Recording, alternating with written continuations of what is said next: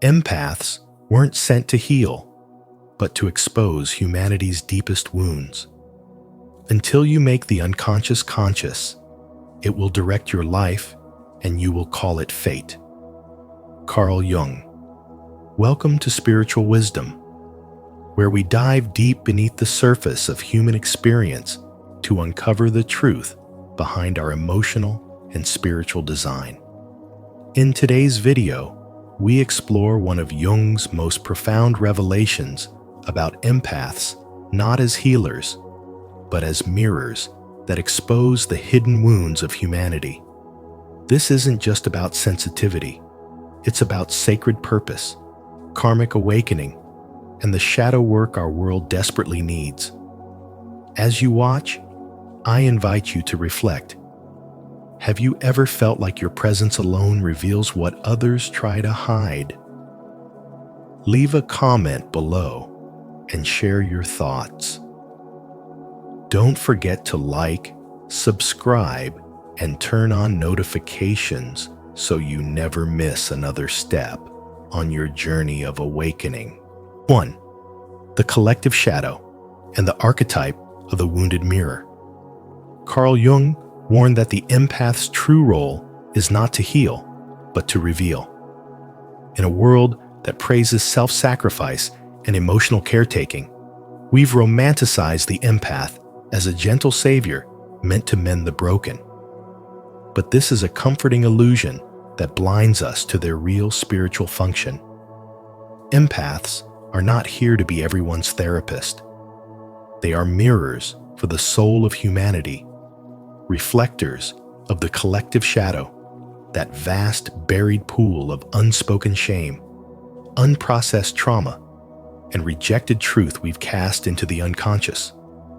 Their sensitivity is not a flaw. It is an attunement to what most people deny. They carry the emotional weight of generations, absorbing energies that never began with them, ancestral pain, cultural repression, societal grief. They are not emotionally weak. They are psychically calibrated to pick up what others run from. Consider Thomas, a high-functioning lawyer who always looked perfect on paper. Sharp, charming, successful. But every night, he came home feeling drained, confused by emotions that didn't belong to him. He felt the grief behind a coworker's smile. He sensed the resentment hidden under polite conversations. He absorbed the despair no one spoke of. For years, he thought he was broken and too sensitive for this world. But Jung would have told him, your pain is the echo of the collective, not a personal defect. You are the one who feels what others bury. The soul of an empath does not just react, it remembers. It stores the emotional codes of entire systems and families. And when you begin to honor this instead of fix it, the whole meaning of your sensitivity changes. An empath doesn't walk into a room and try to fix people. They walk in and feel what is hidden. Their nervous system picks up emotional vibrations like sonar. The empath isn't overwhelmed because they're fragile. They're overwhelmed because they're tuned into the unspoken, the unseen, the unresolved. Carl Jung once said, people will do anything, no matter how absurd, to avoid facing their own souls. And that's exactly what empaths interrupt. They disrupt the avoidance. Their presence alone can trigger discomfort in others because it brings buried emotions to the surface. Not by confrontation, but by resonance. They become a mirror, and people often don't like what they see reflected. This is why so many empaths feel misunderstood, attacked, or drained. They are not just navigating their own emotions, they are navigating the shadow field of humanity itself. But the moment an empath stops trying to fix others and starts witnessing with clarity, everything shifts. They stop absorbing and start discerning. They stop rescuing and start revealing. They realize they were never meant to be containers of pain, but catalysts for truth. Their soul didn't come here to carry other people's burdens. It came to awaken them to their own. This is not the path of the wounded healer. It is the path of the wounded mirror, one who reflects so clearly that it becomes impossible to lie, to suppress, or to pretend. This is the spiritual task Carl Jung hinted at, to make the darkness conscious. And empaths are the torchbearers of this task, not by force, but by presence. When you honor your role as a spiritual mirror instead of a savior, you reclaim your boundaries, your power, and your peace. You are not here to heal the world by losing yourself in it. You are here to stay awake to the soul of the world and remind it of what it has forgotten. That is the lesson. That is the truth. That is your mirror. If you feel the weight of emotions that aren't entirely yours, if you've sensed you're mirroring something bigger than yourself, comment below. I carry the collective light. Let's honor the empath's deeper role together and illuminate what the world tries to ignore. 2. The true purpose of the empath: awakener, not healer. Empaths were never meant to be emotional sponges, endlessly soaking up the wounds of others. Their soul was not designed for rescue. It was born for revelation. Carl Jung warned us that what we fail to make conscious will rule our lives from the shadows. And this is precisely where the empath's role begins. Not in soothing discomfort, but in awakening what's been long denied. Their sensitivity is not a flaw to overcome. It is a sacred tool, an initiation into soul work, a portal into the unseen layers of the human condition. When they walk into a room, they don't just sense emotions, they decode silence. They don't just empathize, they expose. Through their very presence, they pull to the surface the rage we suppress, the shame we inherited, the grief we never voiced, and the pain that has echoed across bloodlines for generations. This ability to feel the collective unconscious is not random, it is archetypal. Empaths mirror humanity's spiritual wounds. They hold up a soul-deep reflection that forces others to confront what they've buried. And this mirror is not always welcome. Society rewards the illusion of strength and punishes emotional honesty. So when an empath stands firm in their truth, they are often misunderstood, rejected, or accused of being too sensitive. But their gift is not emotional instability, it's energetic precision. Their body is wired to register what is unspoken, to translate psychic residue into embodied experience. And this isn't just emotional intelligence, it's spiritual radar. It's how the soul says, "Pay attention, something here is unresolved." Empaths were not sent to be healers in the traditional sense. They were sent to make us uncomfortable enough to awaken, to agitate the soul into remembering what it promised to heal before it came into this life. But this role is not for the faint of heart. Empaths must learn not to drown in the pain they expose. They must become soul warriors, strong enough to witness the shadow without becoming it. Their growth lies in learning that absorbing others' pain is not noble, it's self-abandonment. Their true power is in reflecting pain without internalizing it. This is where spiritual maturity begins, not with fixing others, but with seeing clearly and choosing to hold space without self-erasure. The empath's journey is the individuation process. Jung spoke of the integration of the personal and collective shadow into consciousness. It is the soul's rite of passage from emotional enmeshment to embodied truth. And through this, they don't just survive, they transmute. They take what is hidden and make it holy. They turn ancestral trauma into spiritual wisdom. They walk into the darkness not to be consumed by it, but to retrieve what the world forgot. The truth that healing doesn't begin with comfort, it begins with courage. Have you ever felt like your sensitivity was a curse, only to realize it was actually your calling? If you've discovered the deeper purpose of being an empath, share your insight in the comments. If you're still awakening to it, comment below, "I embrace my soul's truth." And let's walk this path of spiritual awakening together. 3. The empath's suffering is an initiation, not a disorder. Empaths have long been misunderstood, mislabeled as fragile, dramatic, or emotionally unstable, when in truth, their pain is part of a profound spiritual initiation. Their suffering is not a malfunction. It's an ancient calling encoded deep within the soul. Carl Jung once said, "The most terrifying thing is to accept oneself completely." And that is exactly what the empath's journey demands. Radical self-acceptance of a nature that feels everything, absorbs everything, and sees what others refuse to see.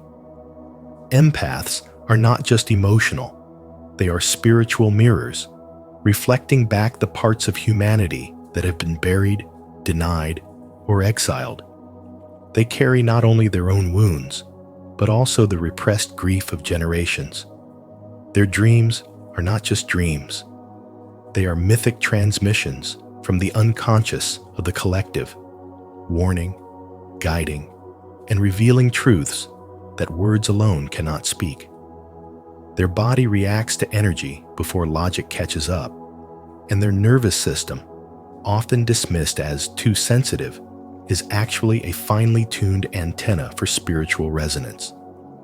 The empath's symptoms of anxiety, fatigue, and emotional overwhelm are not signs of weakness, but messages from a spiritual operating system designed to detect misalignment and dishonesty in the world around them.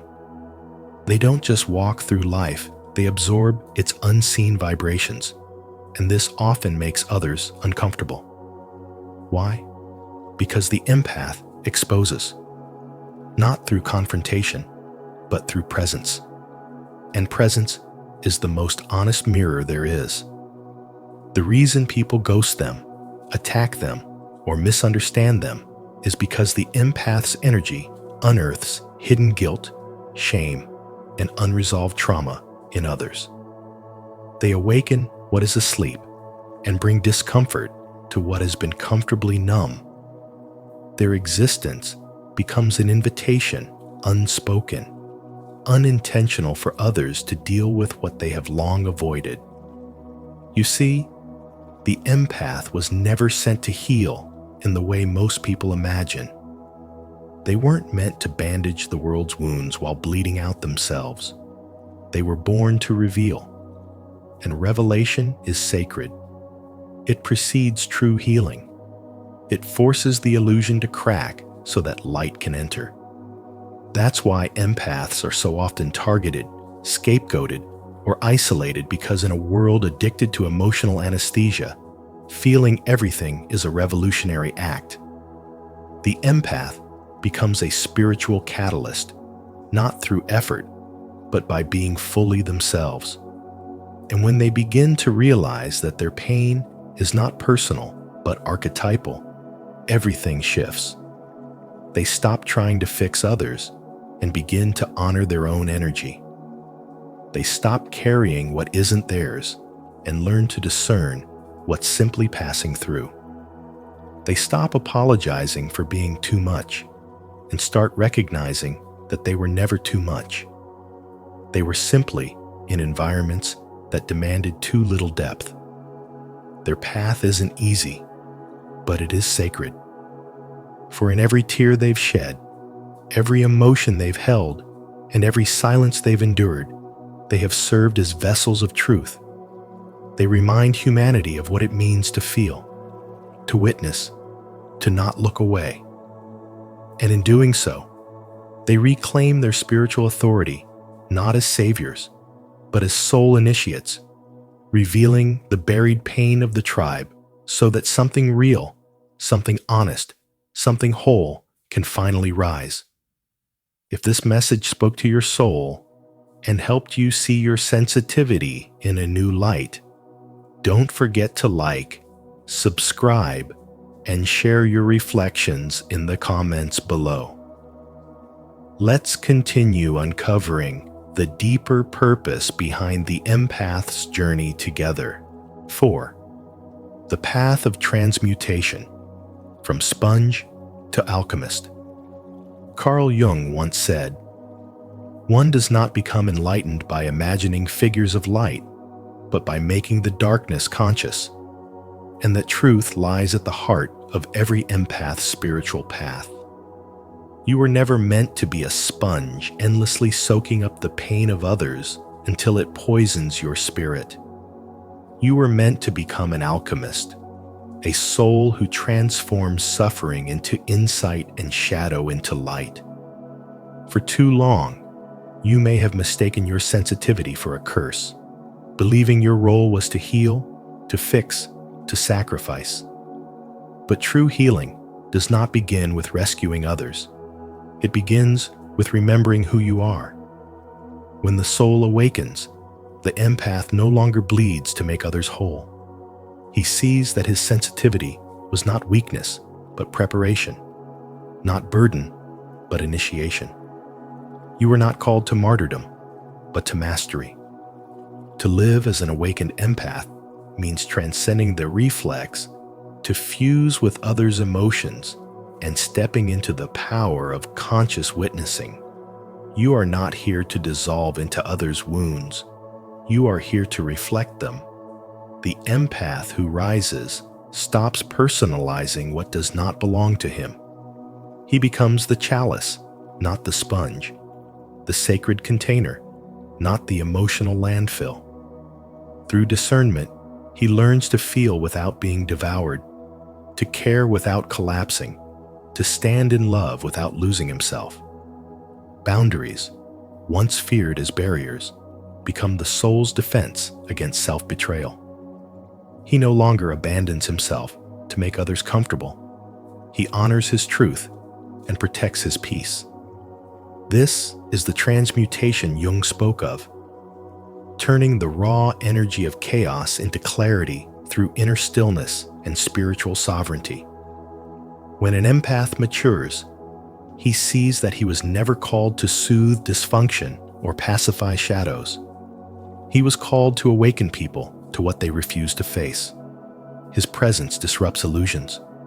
His silence speaks truths others are desperate to avoid. And yes, it may trigger, repel, or provoke, but that is part of his function. Because the empath's soul does not exist to maintain comfort. It exists to catalyze transformation.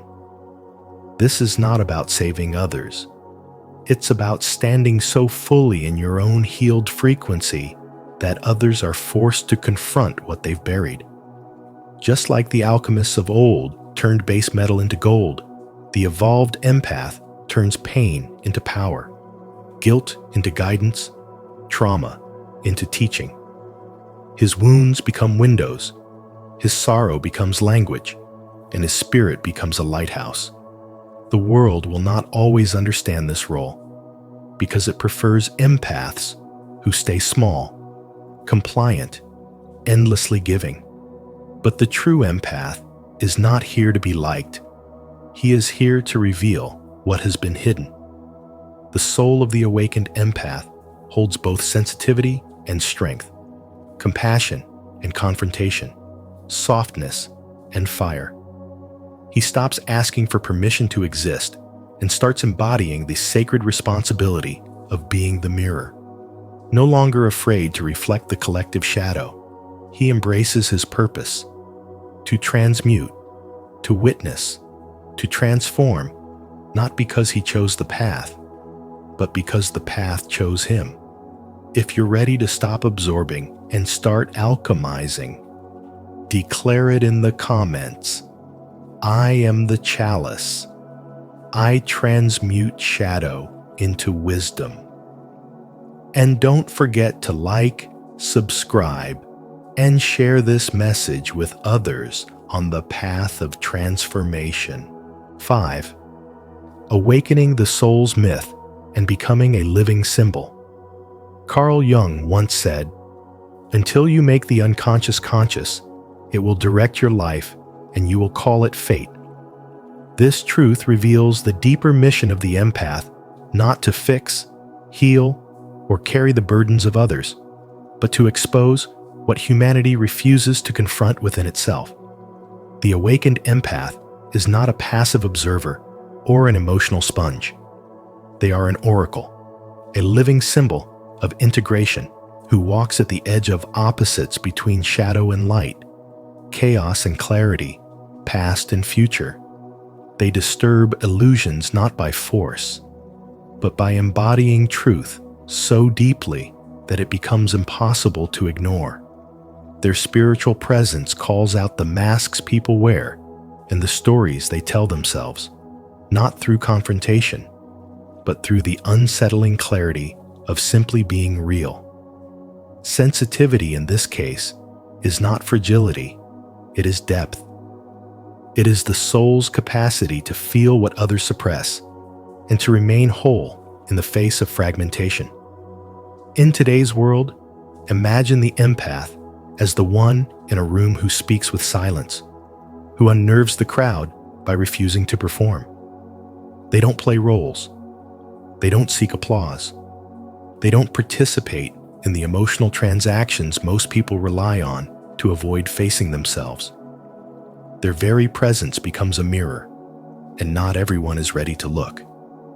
Carl Jung warned that what we repress, we project, and empaths often carry the weight of that projection.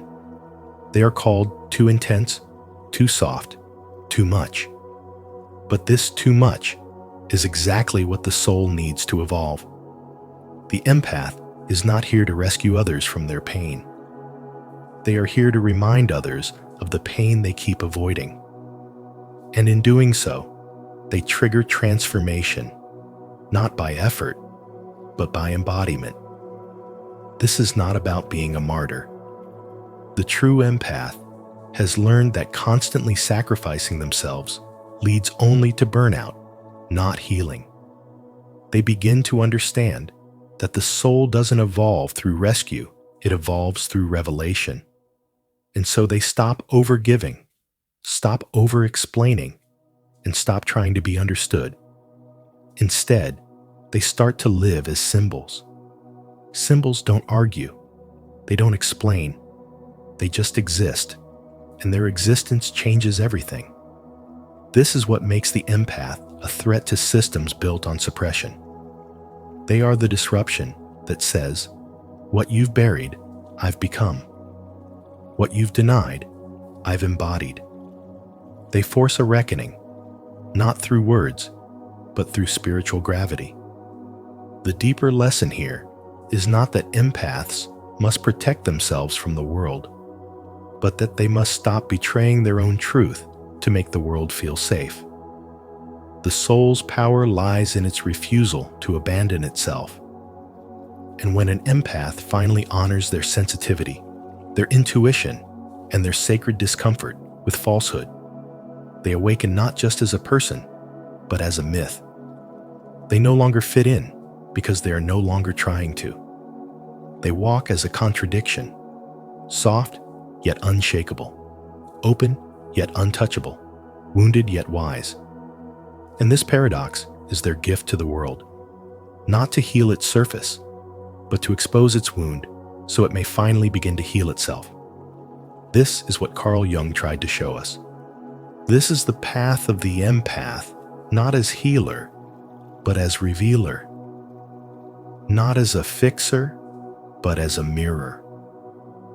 Not as a rescuer, but as sacred disruption. 6. The role of the empath in a dying culture. In a society that has numbed itself to feeling, the empath becomes a silent revolution. Not by shouting, not by demanding, but simply by feeling, deeply, unapologetically. And in doing so, they disrupt the false harmony of a world that thrives on avoidance. Carl Jung once said, "Until you make the unconscious conscious, it will direct your life and you will call it fate." The empath is the one who makes the unconscious conscious. They don't just observe pain, they embody it. They absorb the unspoken sorrow, the generational shame, the cultural grief that others run from. And by holding that weight, they become mirrors that force others to see what they have long buried. Their gift is not to heal the wound, but to reveal where it festers. Not to soothe, but to stir.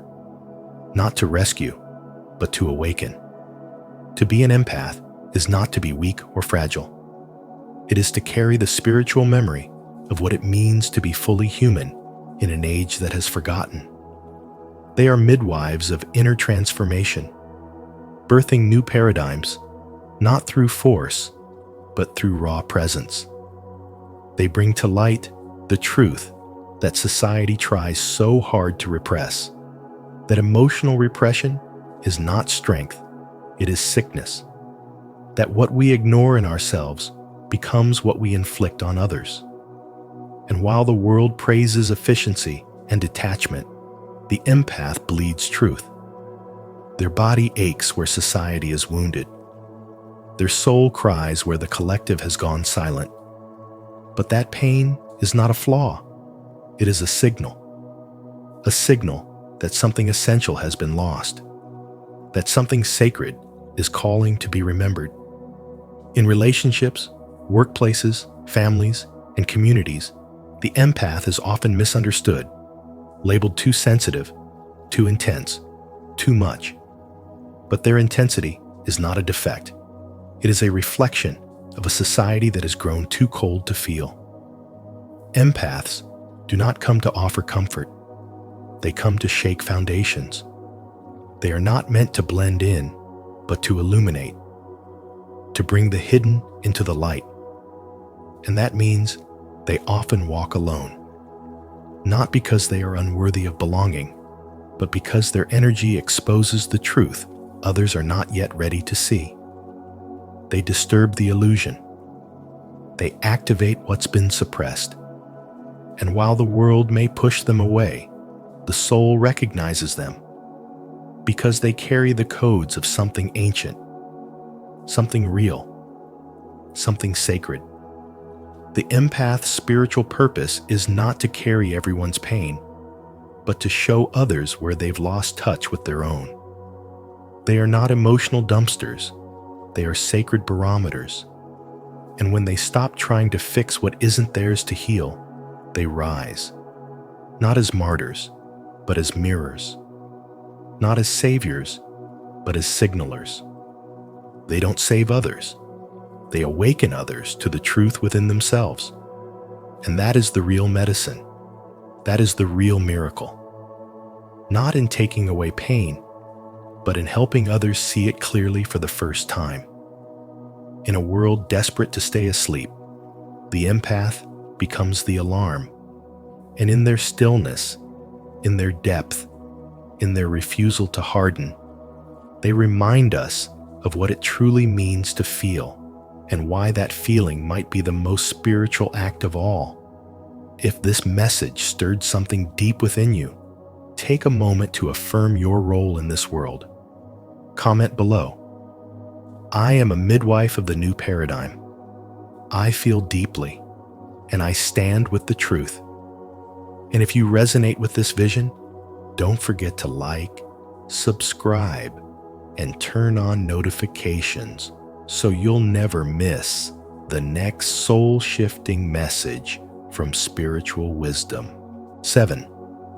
Final initiation, liberation, sovereignty, and soul alignment. True healing for the empath does not come from fixing others. It comes from remembering that their role was never to be the eternal rescuer, but the sacred witness. Their pain was never meant to be carried forever. It was meant to be understood, released, and transformed. The final initiation of the empath is not found in more suffering, but in liberation.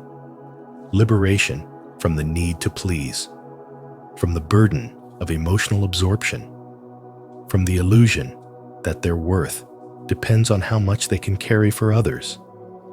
When an empath begins living in coherence with their soul, something extraordinary happens. They stop asking to be seen and start radiating truth. Their presence no longer seeks validation. It becomes a mirror that reflects the suppressed pain, shame, and shadow that society has long tried to avoid.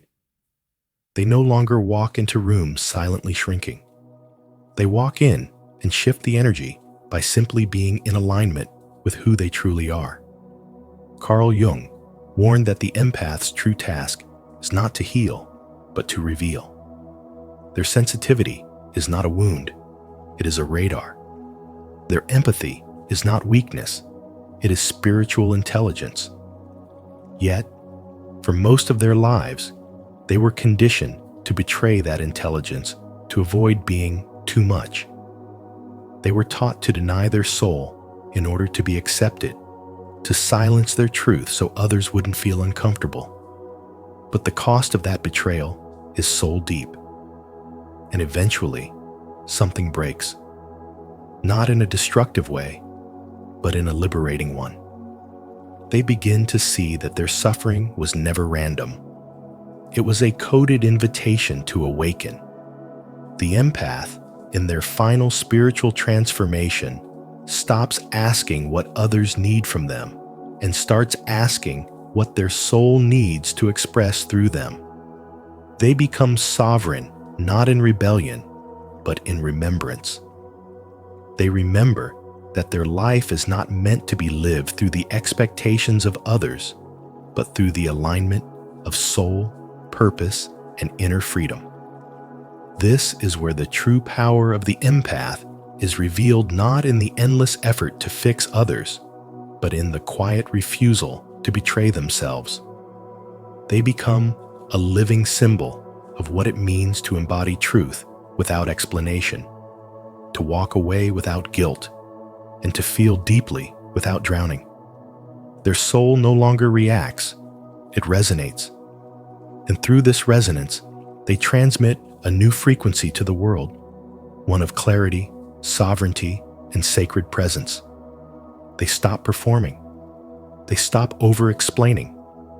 They stop negotiating their boundaries. Instead, they simply live in such radical truth that others are forced to confront their own illusions. This is not arrogance, it is energetic clarity, and it is only possible when the empath chooses to align with their soul rather than their wounds. In this final phase, the empath becomes the myth breaker, the pattern disruptor, the spiritual catalyst. They don't need to be loud, aggressive, or dominant. Their power is not in how they speak, it's in the vibration of who they are. Their soul becomes their signature.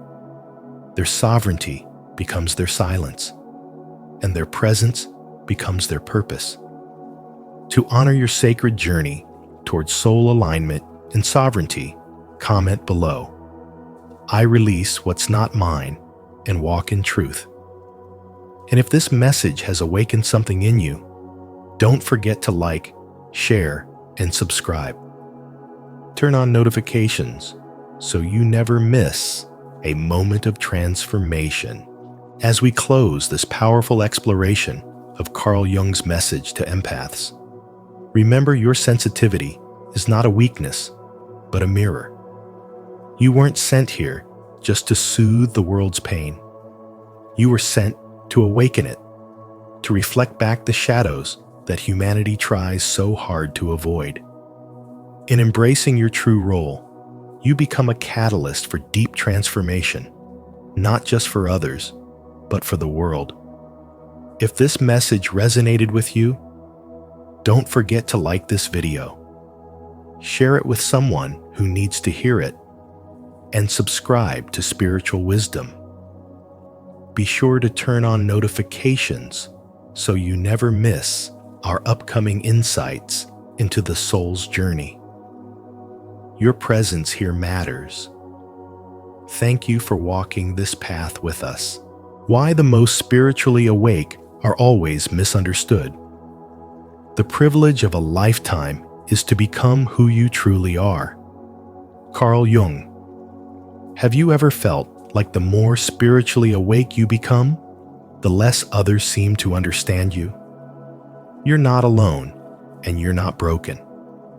In today's video on spiritual wisdom, we'll explore why the most spiritually awakened souls are often misjudged, isolated, or labeled as too intense, and how this misunderstanding is actually a sign that you're evolving beyond collective illusions. If this resonates with your journey, drop a comment below. Have you experienced this kind of spiritual loneliness? Let's start the conversation and awaken together. 1. Your light activates the shadow in others. Spiritually strong men carry a quiet, grounded power that doesn't need to announce itself to be felt. It radiates from the soul, steady and unmoving, and that's precisely why it unsettles people. Carl Jung called this phenomenon the activation of the shadow, the hidden, rejected aspects of the self. When you walk into a room with authentic presence, you unintentionally become a mirror. Without uttering a word, your calm confidence stirs the unconscious in others.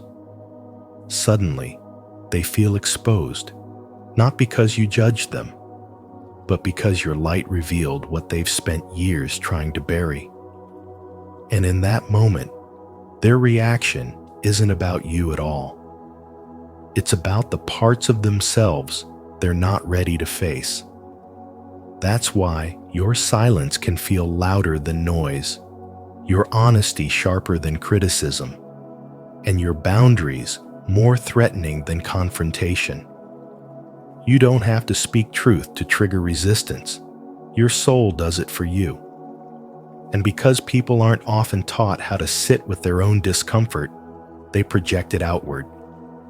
You'll be labeled as distant, cold, or too intense. Not because you are, but because your authenticity breaks the illusion they're still clinging to.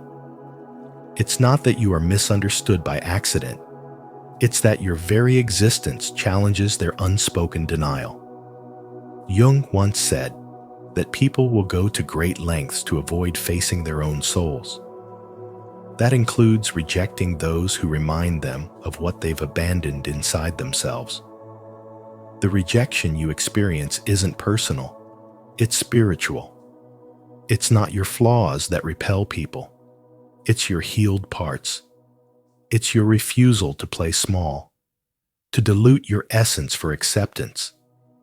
The more aligned you become with your soul, the more incompatible you'll be with shallow connections and surface-level interactions. You'll begin to notice how your growth threatens those still committed to stagnation. You'll feel the emotional distance grow, not because you're pushing people away, but because they don't know how to meet you at the depth you now inhabit. This is the cost of spiritual awakening. It doesn't just open your eyes to truth, it exposes who's unable to walk beside it. And so, you begin to understand. The discomfort you cause is not a sign you've done something wrong. It's confirmation that your light is working. It's activating, revealing, shaking loose the unhealed within others. And while it can be painful to be the one who always gets misunderstood, misjudged, or misread, it's also proof that your soul is no longer dimmed by the fear of being different. You weren't made to fit in. You were made to reflect what others aren't yet ready to see. Not to shame them, but to remind them. Not to control them, but to liberate them. This is what the spiritually awake do, often in silence, often alone. And it is precisely in that sacred solitude that your soul grows stronger. Are you ready to embrace the light within you, even if it makes others uncomfortable? If so, comment below.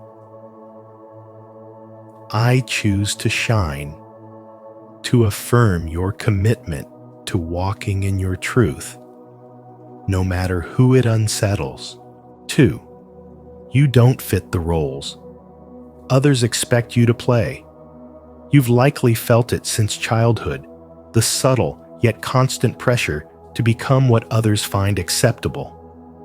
You were expected to smile when it hurt, agree when your soul screamed no, and conform even when your spirit longed to break free.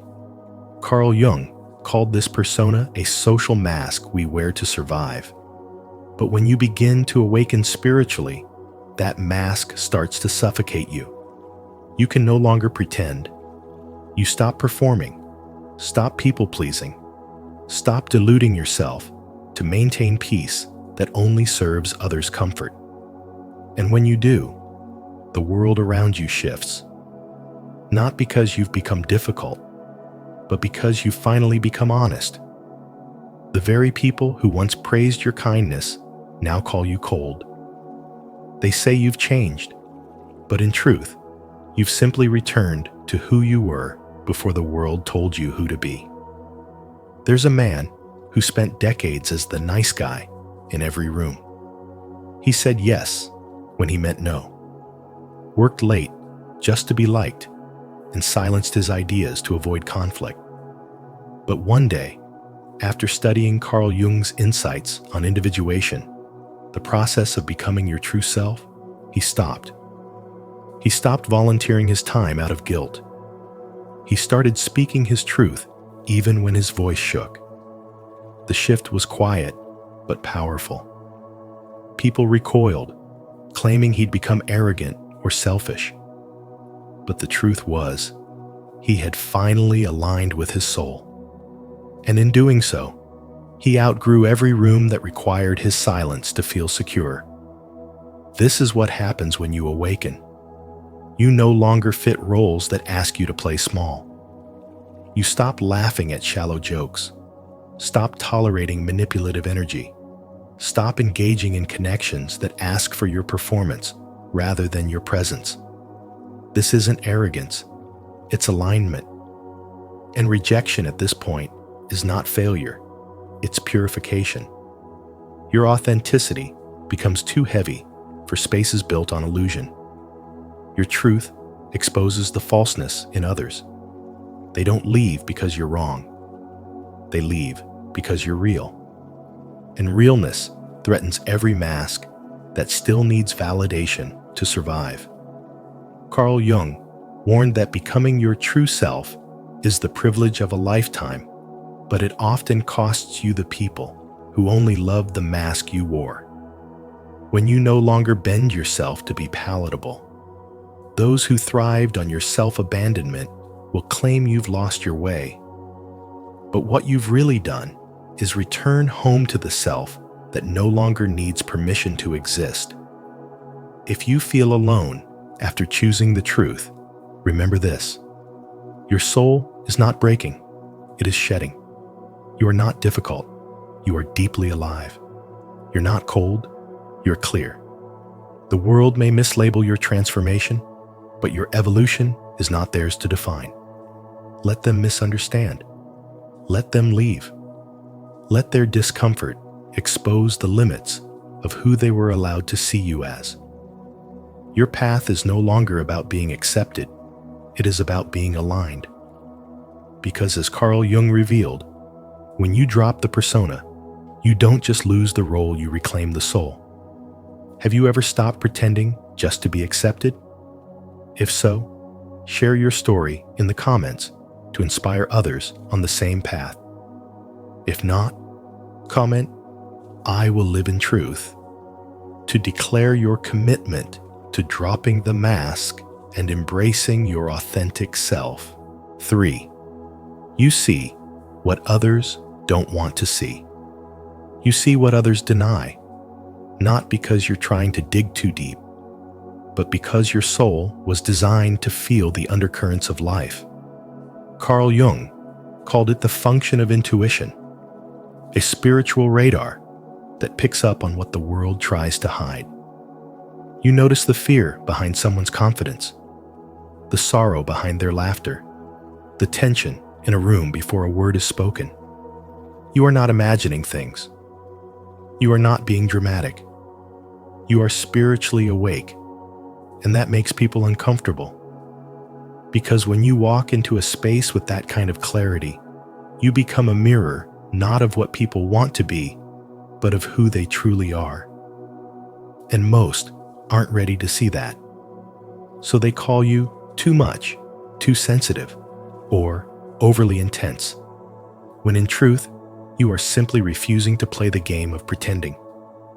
You don't wear the mask, and that alone exposes everyone who still does. You've likely felt it, the slow distancing when you start speaking truth, the subtle tension when your silence becomes louder than small talk. It's not that you're cold, it's that you're present. And presence, when it's spiritually grounded, reveals everything. People will say you overanalyze, but what they mean is you see through them. You hear what isn't said, feel what's hidden, and sense what's buried.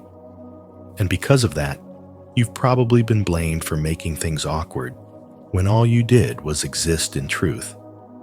But clarity is not cruelty. Clarity is a spiritual gift. It shines a light in the places others are still trying to keep dark. And when the light hits something people aren't ready to deal with, they run, or worse, they project. They'll say you made them feel judged, even if you said nothing at all. Because your energy speaks, your presence confronts, and your soul doesn't tolerate the lie. You're not here to make people comfortable.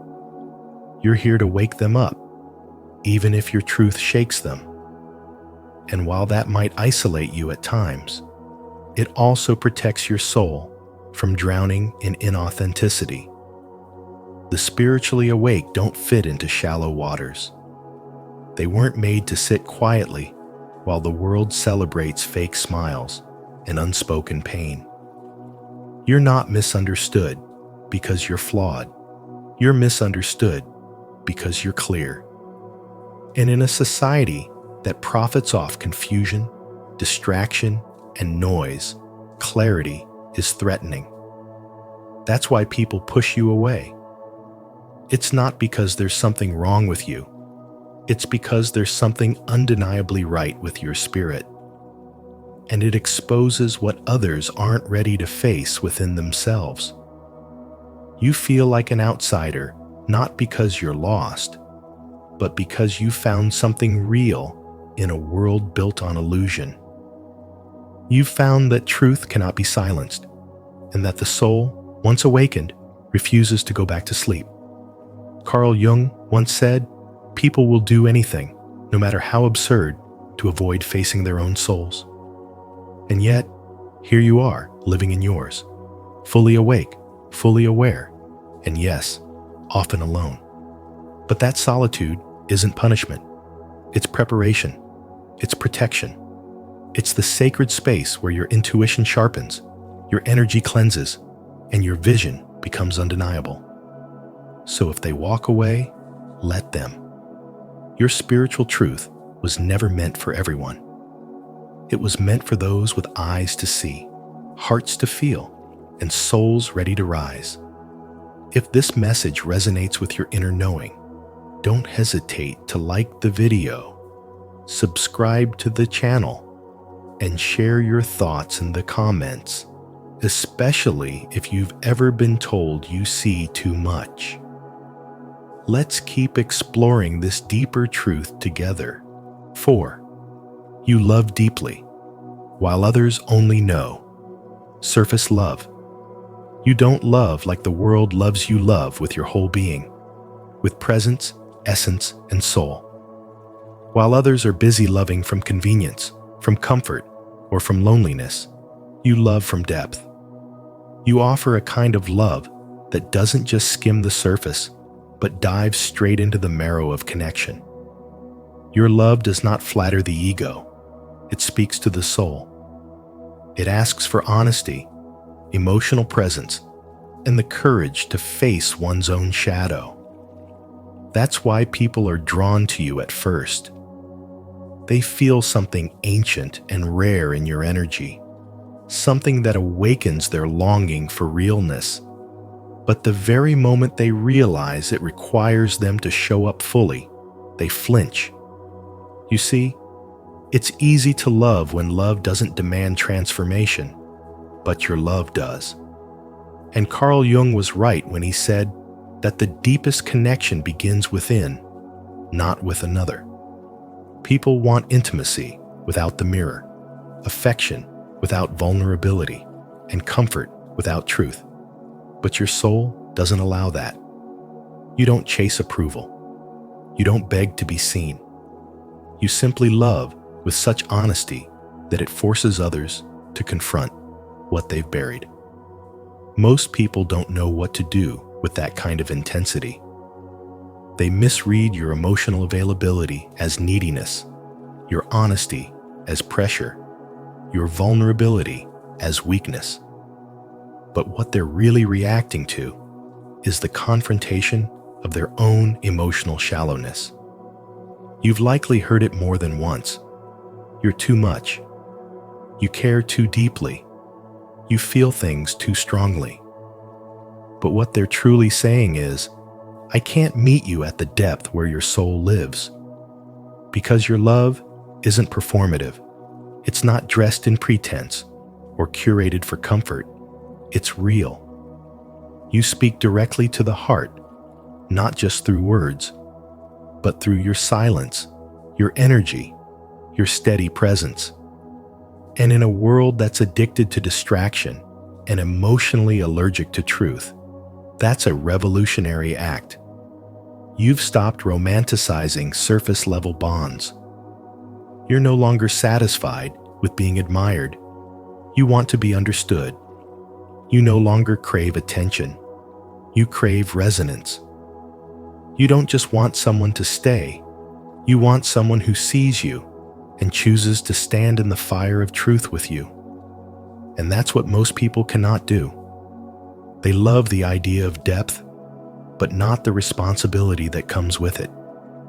They long for spiritual intimacy, but flee when the soul starts to speak. And still, you keep loving. Not because it's easy, but because it's who you are. You carry the weight of awakened love in a world that celebrates detachment and calls it independence. But you know better. You know that love without depth is just performance. You know that emotional safety is earned through truth, not illusion. And you've learned to let go, not out of bitterness, but out of respect for your own soul's integrity. Because when people can't meet you in truth, no amount of pretending will build a connection worth keeping. So even when it hurts, you walk away with grace, trusting that the one who is meant for your kind of love will not be frightened by its fire, but healed by it. If you resonate with this, speak it into existence. I love with soul, not surface.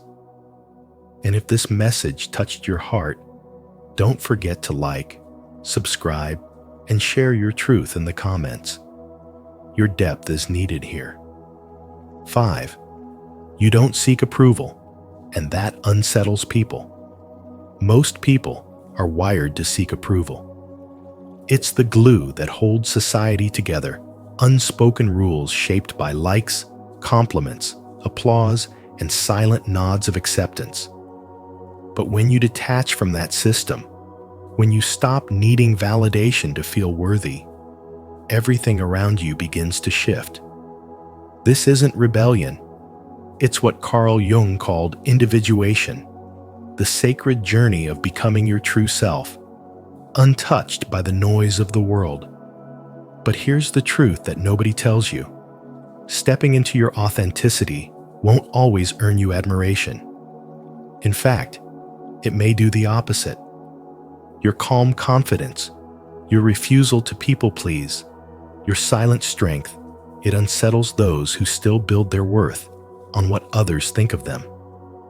To the spiritually asleep, your sovereignty feels like distance.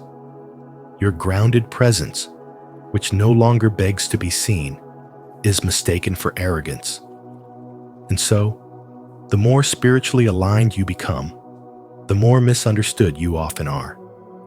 You've likely seen this play out in real life. A man who used to be the entertainer, the go-to guy, the one everyone expected to show up and perform, begins to withdraw. Not because he's bitter, not because he's angry, but because he's finally done performing. He reads Jung, begins therapy, journals his pain, faces his shadows, and makes a quiet decision to stop chasing applause. The loud laughter becomes quieter. The constant texting fades. The need to be invited everywhere disappears. And as he grows into this new version of himself, people pull away. They say things like, "You've changed," or "You're not fun anymore." But what they really mean is, "You no longer serve our need to be needed." This is the cost of self-ownership. And it is a cost that few are willing to pay. Because when you stop dancing for approval, you no longer belong to them, you belong to your soul. And that threatens the system. Carl Jung once wrote, "The privilege of a lifetime is to become who you truly are." But he never said it would feel comfortable. In fact, it's the discomfort that tells you you're on the right path. The spiritual path isn't loud. It doesn't scream for attention. It whispers, detaches, and deepens. And that depth often scares those who only know how to live on the surface. So if people mislabel your independence as coldness, let them. If they confuse your clarity with ego, let them. They don't see what you had to overcome to get here. The nights of doubt, the hours of silence, the moments where you questioned your sanity for choosing the path of truth over belonging. What you've gained is beyond their understanding. You've reclaimed your energy. You've retrieved your soul. And that, in this world of noise and imitation, is the rarest form of power. Remember, not needing approval isn't rejection, it's resurrection. The resurrection of your soul's original rhythm, unchained from societal noise, unshaken by rejection, and unbothered by misunderstanding. It's the kind of power that doesn't need to be seen to be felt. And it is precisely because it is so rare that it is so feared. Let them misunderstand. Let them project. While they're busy trying to decode your silence, you'll be too busy becoming. If you're walking this path of inner truth and no longer seek approval to feel worthy, comment below. I choose alignment over approval. And if this message speaks to your soul, don't forget to like, subscribe, and share it with someone else who's breaking free from the need to be understood. 6. Your energy heals, but not everyone wants to be healed. Your spiritual presence carries a vibration so pure, so grounded, that it doesn't have to speak to be heard. It doesn't need convincing to be felt. You walk into a room and something shifts, not because you impose, but because your energy touches invisible places in others that even they forgot existed. You are a living mirror, a catalyst.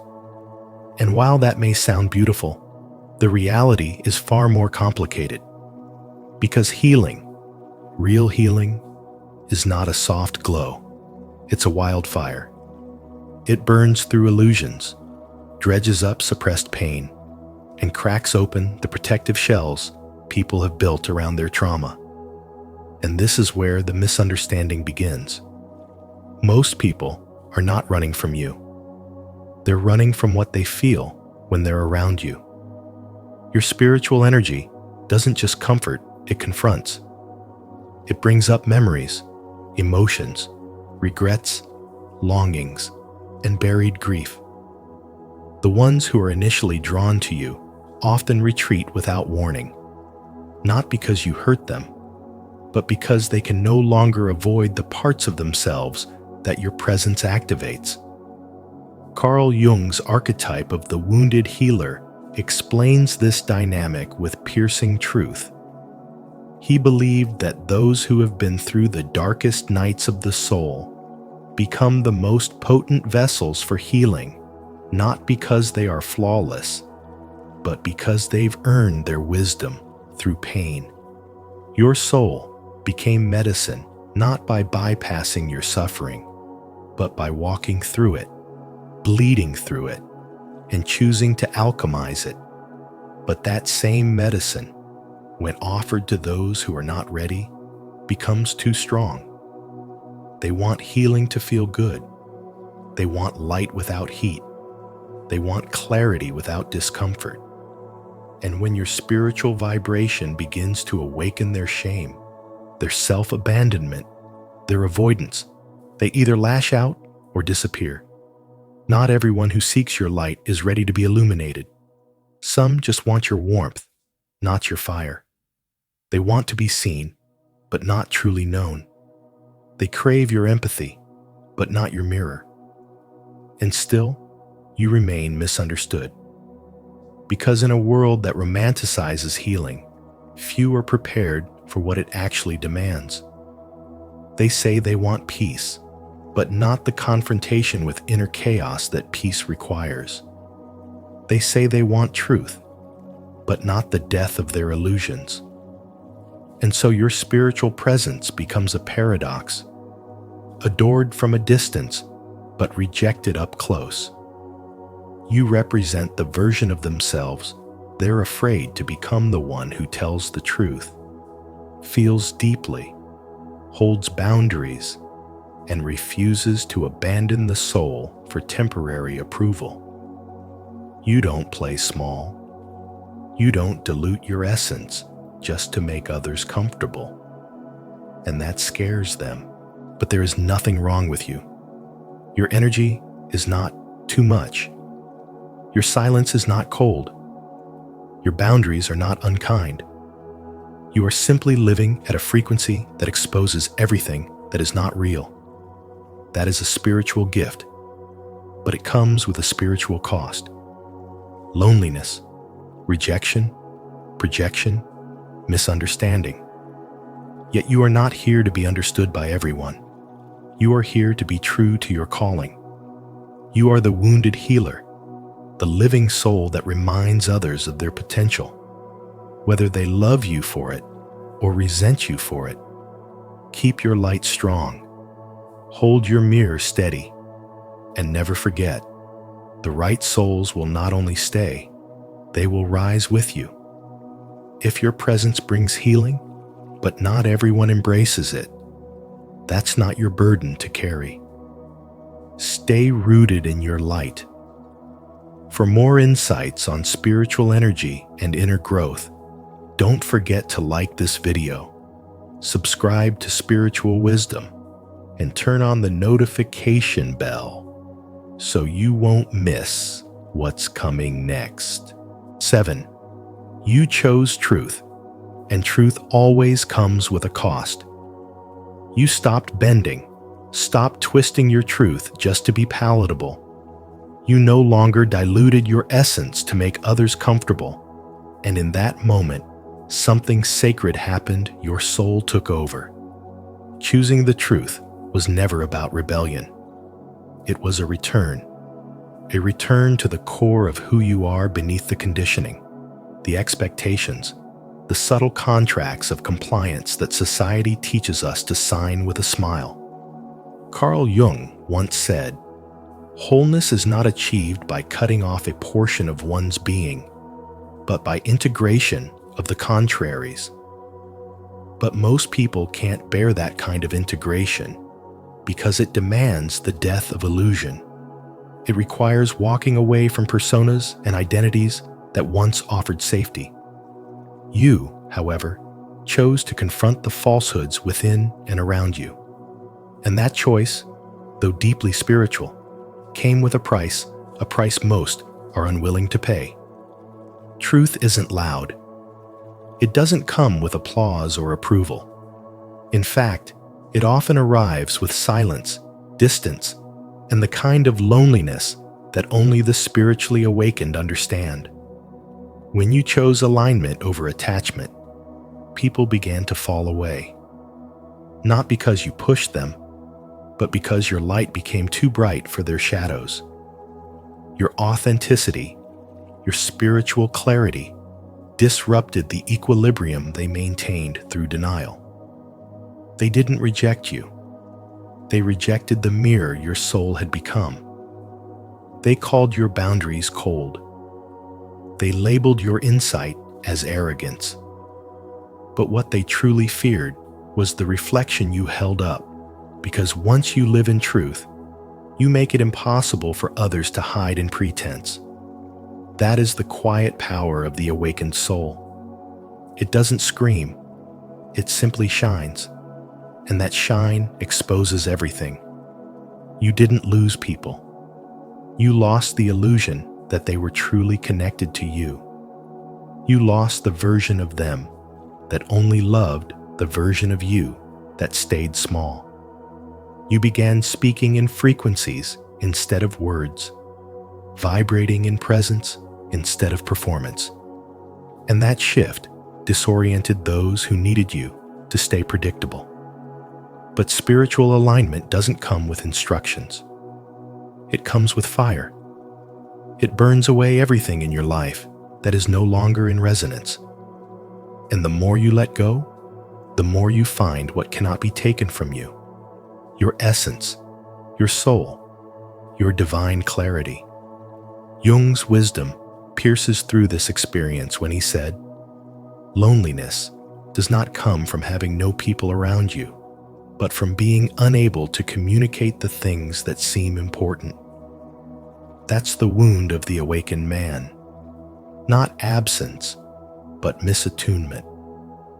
You feel unseen, not because you are invisible, but because you are now vibrating at a truth others are not yet ready to face. Stillness is mistaken for coldness, discernment for judgment, silence for arrogance. But what people don't understand is that your withdrawal is not bitterness, it's protection.